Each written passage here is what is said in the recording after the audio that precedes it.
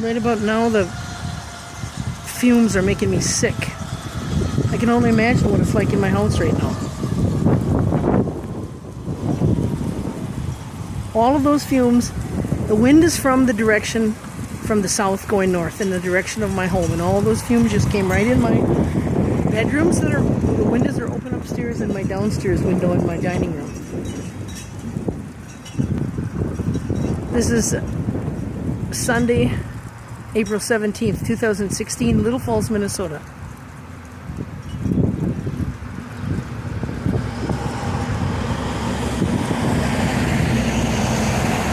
Obviously that's not a patient or a gurney going in.